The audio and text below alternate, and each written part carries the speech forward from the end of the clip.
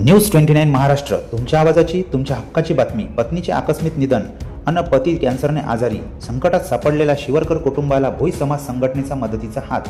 कॅन्सरची झुंज देणारे पती आणि त्यांची सेवा करता करताच पत्नीचे झालेले आकस्मिक निधन यामुळे राळेगाव येथील शिवरकर कुटुंबावर दुःखाचा डोंगर कोसळला आहे.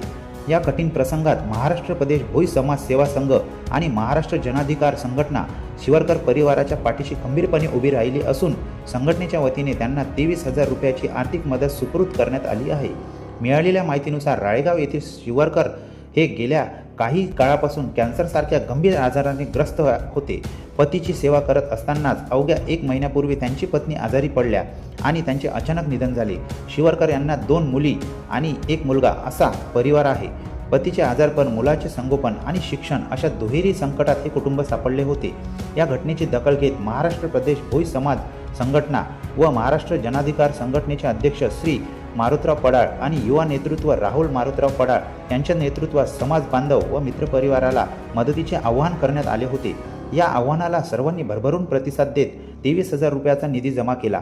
दिनांक 16 ऑगस्ट 2026 रोजी संघटनेच्या पदाधिकाऱ्यांनी राळेगाव येथील शिवरकर यांच्या निवासस्थानी जाऊन ही मदत निधीची रक्कम मोठी मुलगी अमृता शिवरकर हिच्याकडे सुपूर्द केली. यावेळी अध्यक्ष मारुतराव पडाळ यांनी कुटुंबाला धीर देत संघटना सदैव तुमच्या पाठीशी आहे असे आश्वासन दिले. भोई समाज संघटनेच्या या सामाजिक बांधिलकीचे आणि संवेदनशील उपक्रमाचे सर्व स्तरावरून जोरदार कौतुक होत आहे. समाजातील अशा संकटग्रस्त आणि पीडित कुटुंबाला आधार देण्यासाठी प्रत्येक संघटनेने पुढाकार घेऊन मदतीचा हात पुढे केला पाहिजे असा संदेशही या उपक्रमातून दिला जात आहे.